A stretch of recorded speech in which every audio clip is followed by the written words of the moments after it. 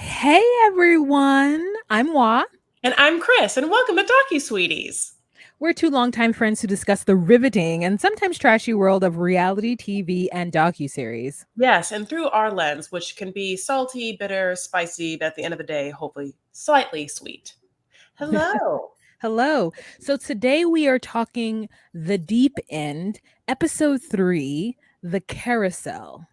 Yes, which is a documentary about Teal Swan, and unfortunately not to describe me after I've eaten the family feast at Carousel Lebanese restaurant in Hollywood. I've Mm. always wondered why they call it carousel, but it doesn't matter. It's delicious. Mhm. So, for those of you guys who don't know, Teal Swan is a spiritual guru from YouTube that is sometimes considered a cult leader. Yes, and that's the deep end is getting into whether that's true or not. We should also say that all of this subject matter should be have a cautionary trigger warning as it deals with suicide and child abuse and sexual abuse and cult, obviously tactics, manipulation. I mean, just up and down. So that's what the documentary is about. We have to talk about it. We're talking about the documentary, which is what we're doing. Hi. But first, we want to take a moment out to talk about Chris's head wrap. I mean, it is giving me all of the feels. It's giving Beverly Hills hotel wallpaper. It has a little bow at the top. It's saying that she's, taking care of her precious hair. There might be a hair mask. There might be some leave-in conditioner. There might be something going on, and it's protected. It is staying away from her face. And we're here for it. We're here for all of the nighttime routines. So if you guys want to see what Chris is looking like, you could do one thing, and that thing is go to patreon.com/DocuSweeties and join our Patreon. You can subscribe for $10 a month, and you will get the visual version of the audio version that you're hearing right now, unedited, and you get to Yeah. see our pretty faces and ask questions. And by pretty face, she means just red face because, as you know, I like to do a Peloton workout right before I'm supposed to go live, just right before. And I got a facial today. So, and yes, I am doing a hair mask. How very astute. I'm doing the Olaplex Mask 8 in my hair. And so, yeah. And this is, I would call this definitely Beverly Hills hotel wallpaper. Well, you're really on it.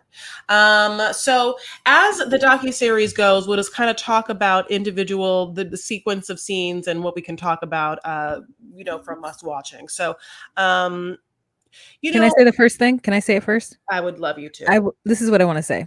I can't stress how powerful this process is. That is what a spiritual guru will say to you when you have tipped the iceberg, just at the tip of the iceberg of her class. I can't stress enough how powerful this process is. You'll be making changes based on what you see, and I need you to trust that I've got you. I mean, she's just setting the foundation. She walks in, she's smiling, she's wearing a robe of her artwork, and she sits down and she looks each one of these people in the face. She's very calm. She says, "Don't be scared. I'm here." But I just can't stress to you how powerful this process is. Chris, what do you think of that? I know why she's doing it, which is that she is constantly in everything she's saying manipulating people and wanting them to feel a certain way. And so in this moment, you want someone to feel like this is life changing, this is important, I'm taking it seriously. It's just it's theater. It really what it is. Like everything about her retreat and everything about her either the retreat coupled with the scenes that happen like at a convention or some sort of like hotel room or whatever center, feels very much like with the lights and her sequin dresses and her script and really her performance. And Brava. it is what is carrying people. She is in a way a Meryl Streep, but she like lives it, like this is someone like Kim Kardashian, like an influencer who lives her life in such a way. And like with the priority being instead of like, I look hot all the time and I'm going to like make, well, she wants to make money. It's more like, and she wants to look hot all the time. She's Kim Kardashian, just a different realm. Yeah, I mean, a very different realm, a less polished, a less manicured, a less Definitely less manicured. Definitely yeah, less manicured. just a less and less manicured version of that. But also what it is she's a master manipulator, and this is a skill set that she has had, I imagine, all her life. And I think that she also might be a sociopath. Yeah. Like someone who just, they're even Like, even though she wants to get ahead of the drama, she can't because it's naturally and innate to her. Mhm. So, we're beginning this adventure where she has people who to me are not, maybe they're accredited, I don't know, but she's got these folks telling other folks that they're going to bring their child self into the room. And they ask for permission to do so, so it all seems very above board. Like, it's basically like, when you go to psychic, maybe you don't know this. Maybe, like, when you go to someone who's gonna do a psychic reading or some kind of reading of yours, and they say, "Do you mind if I touch you? Because, during this process, I might have to put my hands on you." And because they are asking permission to do something, you're like, "Yeah, yeah, yeah." And in this case, it's like, do I need they're gonna bring your child self into the room. And do you agree to assume the consciousness of this random person that you don't know's parent? And you guys, this parent is still alive, okay? So these folks have been endowed by Teal to assume the consciousness of people who are currently living simply because Teal tells them that she speaks to people in other dimensions and that she can travel and do all kinds of stuff. It's crazy. Yeah, you really can call her a tealing. She's very appealing. Peel. Ah, okay, okay. God bless. Yeah, she loves to obviously get at someone, but then use other people to get at people, and therefore transforming and manipulating one and the other. They both experience something through the promise and guidance of Teal. Like whether someone who has been wanting a community and feeling lost or feeling like they don't have a mission is suddenly able to, like be like, I am your parent and I'm so sorry. And that woman just, whoever it is, like just cries in that person's arms. It might be like, oh, I feel a certain greatness, or feel a certain way, like Scion definitely is someone who is a teacher trainer. Like, so Mhm, Teal has part of her retreats happen, and then there's like a hierarchy in the retreat between her, the inner circle, and then the people that are like her little trainers. So mhm. they go through a certification process, and obviously have gone to like many retreats, and and so it's all a thing.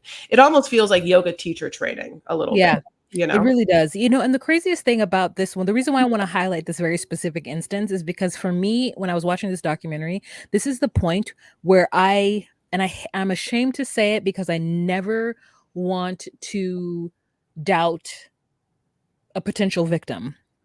But this point is when I start to realize that folks are uncovering a lot of abuse in their lives.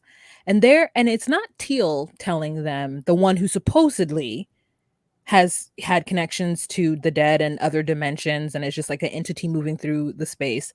But she has the Teal tribe, not her immediate group, but the secondary group, who don't have any special powers, who are just regular degulars that are somehow through this process able to then assume the consciousness of someone's very alive parent, Yeah. and then come out of that consciousness and tell that person that they believe that there was inappropriate relationship between their mother and their brother. And so when the person's having a breakdown, Teal is like, "Yeah, you're gonna hear some heavy things, and it's hard, but we're telling truth here." None of these people are telling truth. How does a person who doesn't have any extrasensory issues or, abilities tell a complete other stranger that her mother is abusing or somehow had some inappropriate relationship with her brother?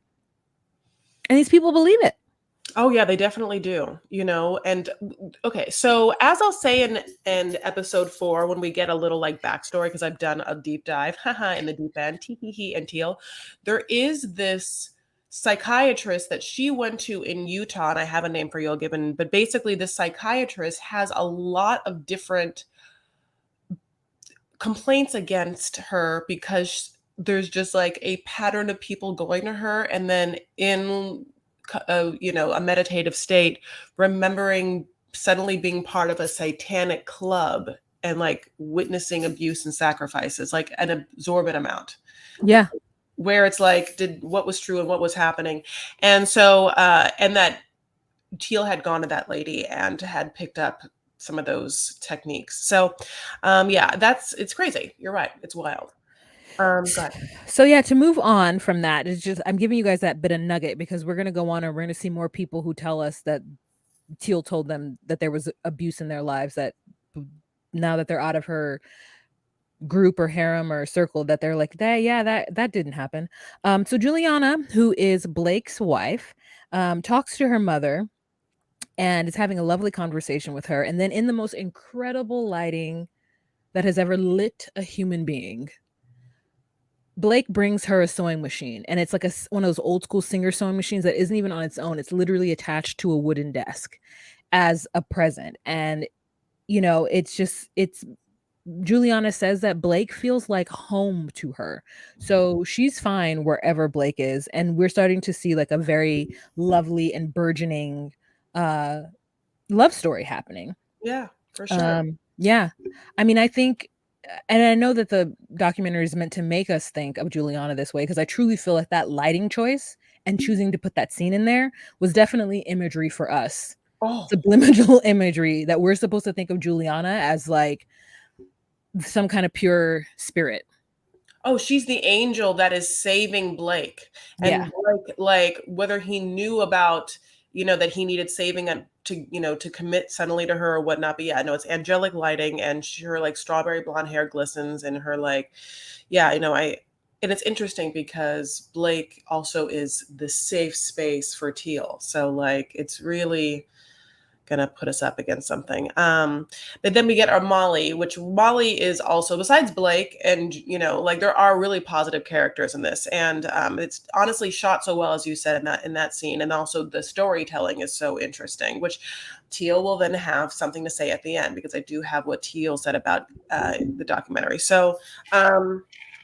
Yeah, so Molly talks to Blake and Juliana, and kind of about, how it is there and for their inner circle, and answering some questions. And Blake's demeanor, is how I would say, verklempt, taken aback, a little. It's like he is the most pure soul that just wants to bring love and happiness to people, and then doesn't quite think of how it's affecting him. His selflessness is what Mhm. truly, I think, like the reason why Teal could just whatever clog onto him like a parasite for all these years. Yeah, so Juliana and Blake haven't had a lot of conversations, but I know Blake knows the rules, right? And so they haven't truly been established to us on camera, but at this point, Blake has been with her long enough to kind of understand her expectations.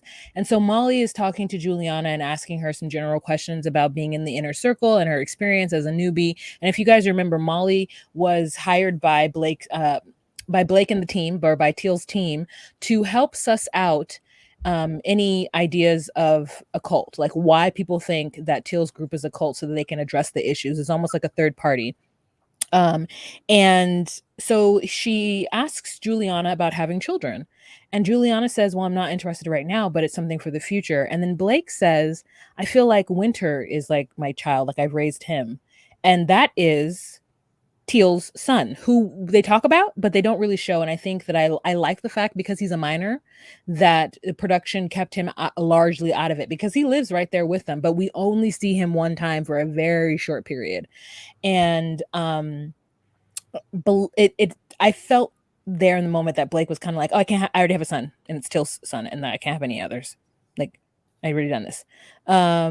That's how a little bit I was getting. And so Molly tells Juliana, then y'all need to talk about that, because that's an important thing for a married couple to talk about.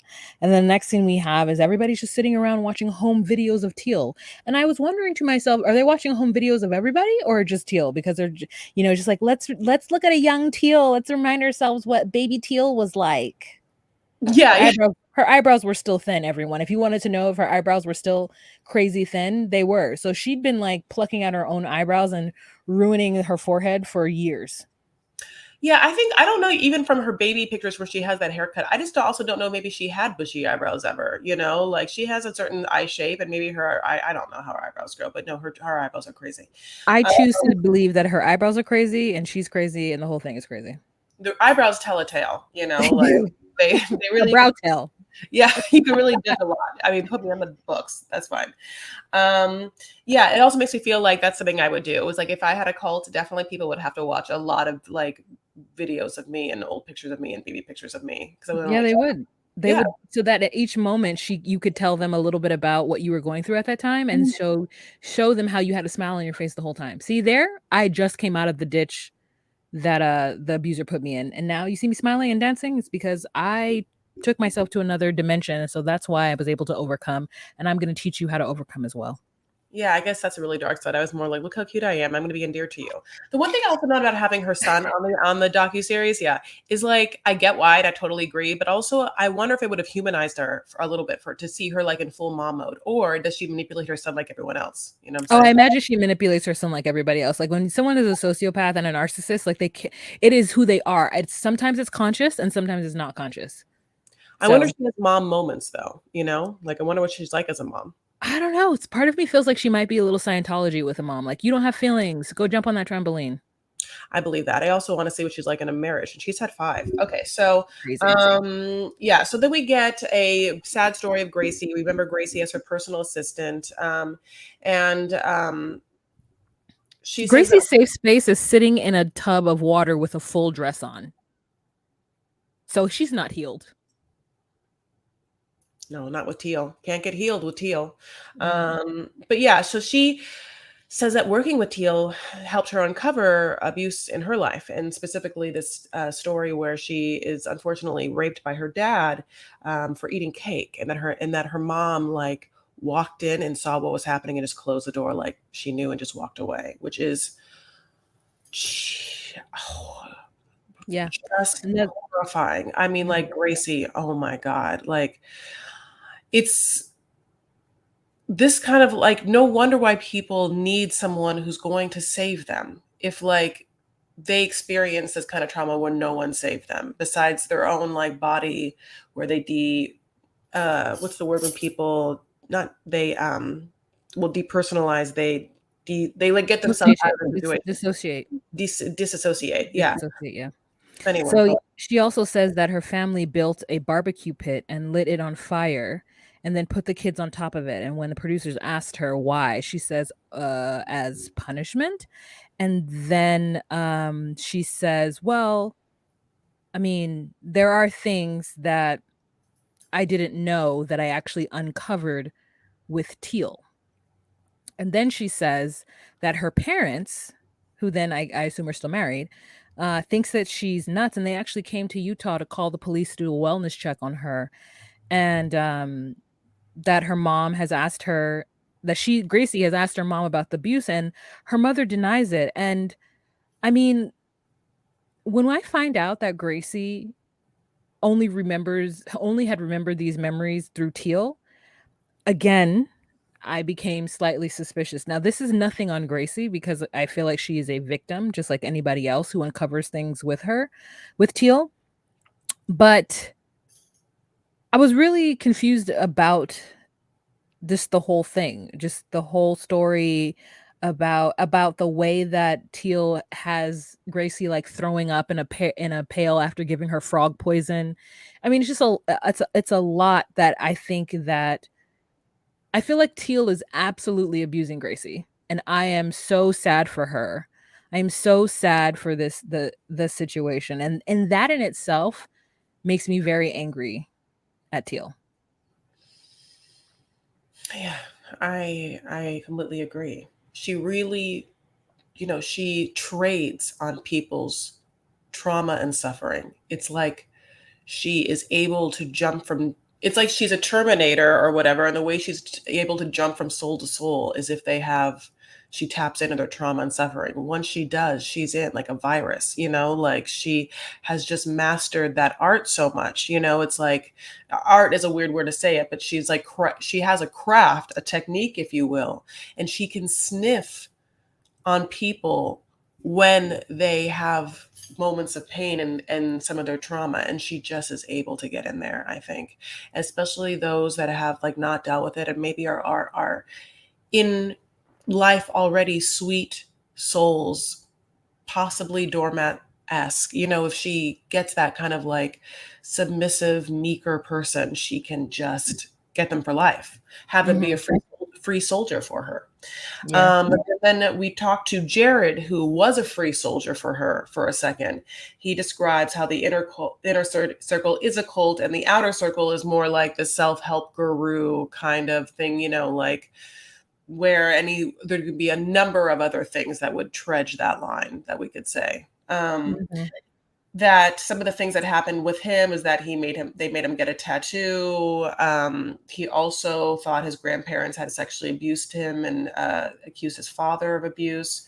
Um, Yeah, because he actually went through the same sessions that everybody goes through with Teal, and she uncovered the fact that that his grandparents sexually abused him, and that he called them and accused them of it. And then the same thing with his father. So he basically ruined a lot of. This is the person who I talked about last episode that I shouldn't have because it was in this episode, who he convinced this person to not pay child support. Also, she told him that he was lying to her, which is why she made him get that tattoo so that he could stop lying to her.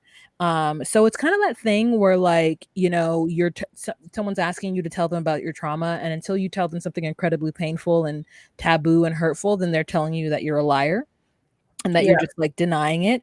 And then he felt though that the cause was more important to the world. So like whatever happened to him, whatever happened. And this man said that at some point being with Till, he says that he would have buried bodies for her. yeah, And that is wild. And I'm going to say this and I'm only going to say it once. I would like somebody to bury bodies for me. I'll do it. Thank you. So fulfilled. Check. No, Moving I'll do on. it. I'll do it. I mean, listen, now it's gonna be really awkward if we like release this podcast. You better not tell anyone because like we've already outed ourselves. But you know that like if you need something, you just I would come. Well, Chris, I've worked on it. I'm not admitting to killing anybody, but you are definitely admitting to burying bodies. So I didn't know. No, I've never buried a body, but if I would for you, is what I'm saying. I haven't yet. okay. Yet.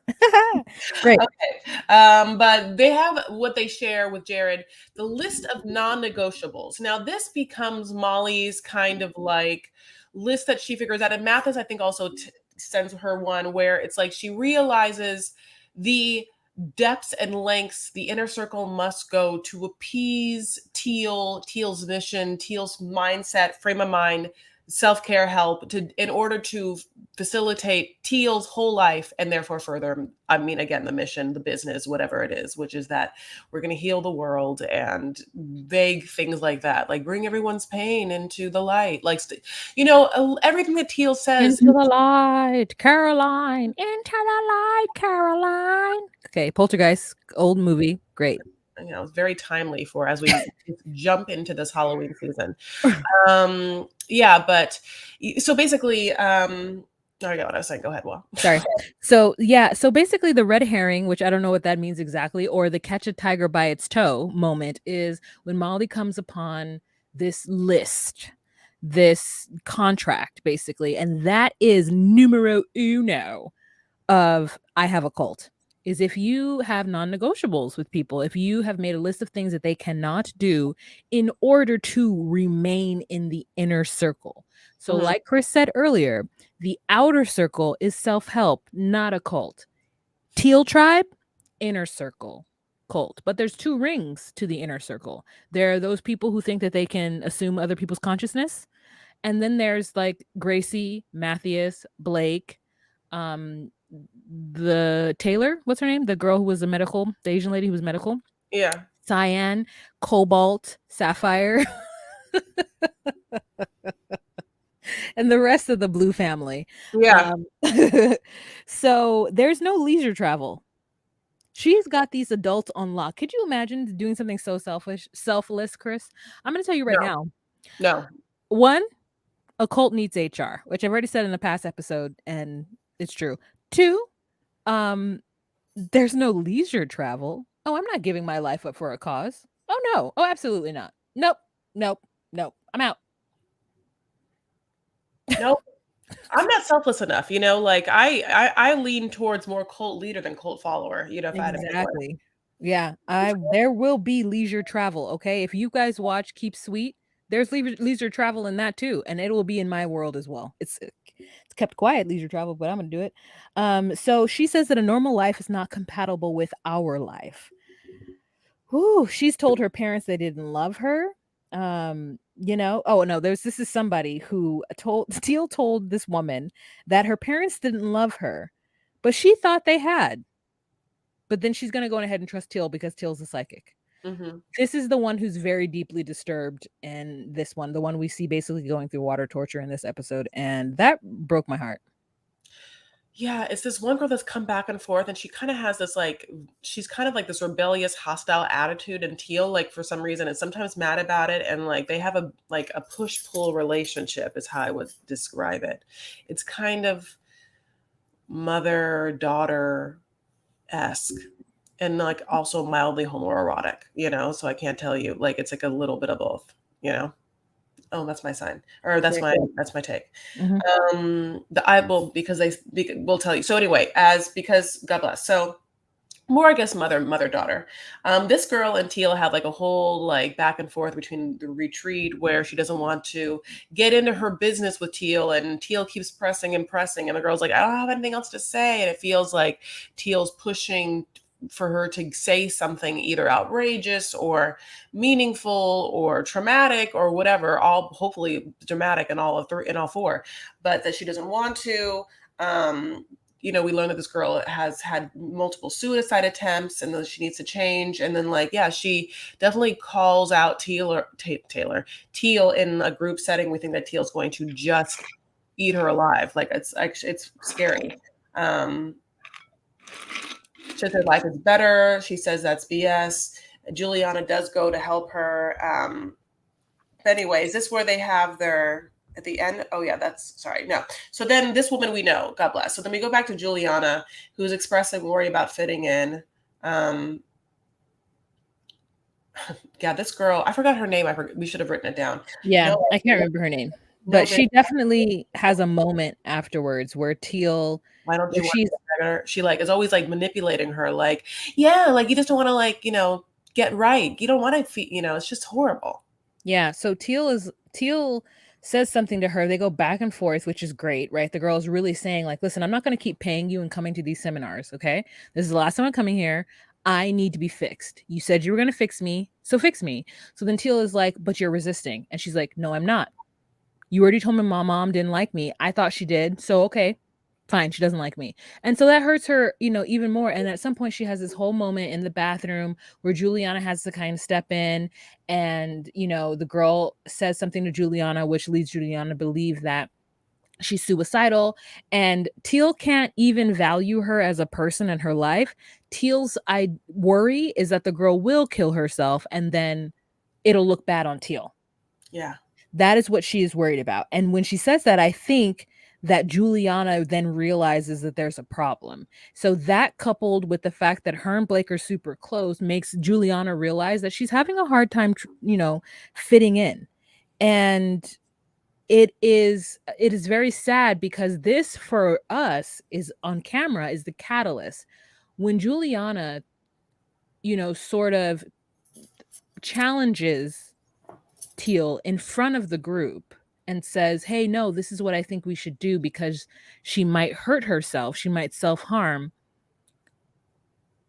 Uh, Teal says to her something like, "You're not with the program. What you just said pissed me off just now, and that's a problem." Mm-hmm. And that's when we know that Blake knows that something is up. Mm-hmm. Because he's seen this behavior in her before. And so Blake supports Juliana in that, I believe. And there's there's never any commentary of him actually, telling Juliana anything, but we see the support between the two. Mm-hmm. And then we kind of move over to Teal talking about people hating her and why does she have haters, and then she talks about how people are going against her looks because they're like people are mad at me because of my sexuality. And every time somebody says that Teal is just so beautiful, I'm always like, but them eyebrows though. I think that Teal has a very striking look. She's really tall. She has like piercing eyes, and she has hair that she henna dyes, so it's very shiny, and like she has style that's not for me. It's not my kind of style. So I would say that I would do things differently. But and obviously, I think that's indicative of someone who has a lot going on. I feel like if I saw her and interacted with her, I would immediately know that for the rest of my life, I have to stay the F away. Oh, I would try to I What? would see whether or not I could be in the inner circle. One, I would oh girl, listen. Why? Because Chris, you are curious about things that you shouldn't be curious about. I am curious about things about behaviors of people. You know what I'm saying? Like we both have curiosities, but in two separate things. Like you're an empath or something. Like you're like, oh my God, things are like whatever, whatever. You're like that. You're like that Thanks person. a lot. What a great yes. Okay. And I'm like oh, you're weird. And you have followers? Tell me how you did it. Like I would like to know. I mean, because listen. No shade to the women who don't go and get pedicures. No shade to you. But how do you have a whole cult and no toenail polish? It's just something about you that's not all there. I just don't. How are you going to say you're using your beauty when you do not get your tootsie wootsies, your toesy woesies painted wainted? Like you're not taking over anything unless you have a fresh mani and pedi. Okay? I can't respect it. So I just want to know what the draw is. And I want to know if I could fake her. I want to know if I could manipulate the manipulator. If I could fake it and she would let me in and I could just see her being crazy. And then you know what? I What? would be her HR. I would be like, girl, you're doing this all wrong. Okay. Let me tell you what it is high level. Okay. You have to appear to be normal. And you're not appearing to be normal. These non-negotiables, send them away. Let Gracie go see her family. You will have a stronger backing if you pay them and if you treat them like employees. They might do a lot of things for free. You don't know. But you have to have the facade. And right now you don't have a facade up. Your facade is real weak and you're only pulling in weak people. If you want to get the strong in, you got to act strong. Listen, I'm telling you, I could turn it around. So Listen, I'm very, first of all, that took me in. I get it. I get what you're saying. You want to like manipulate her, but what if also that she was like, okay, Wah, you're going to be this person's dead grandma. oh, What happens then, Wah? then I would utilize all the time I had at Cal Poly Pomona, and girl, she would be an actor. Okay, I would be on stage. All right. Yeah. Well, that's what we said. It is theater.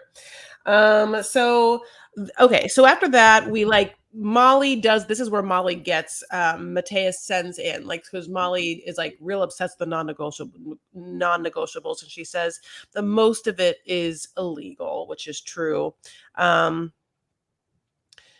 Blake has this conversation, like with her, and she's like, Teal's always just checking in, saying, are you in alignment with this? Saying, no, Teal's great. No, Teal's a great boss because she's always making sure that we're all doing what she wants us to do. But So mainly, she's not even like, are you aligned?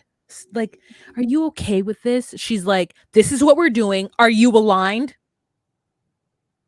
yeah, you're not gonna be like, well, I have some questions. She's scary AF. Yeah. Like that's another. Yeah, like there's a lot of different feelings. Like she is powerful and scary, but then we get the famous water torture scene where she says, I know this is going to be incredibly painful, but it's a purge. She might as well just like, what if she's like, we're going to kill one of you, which is basically what she does.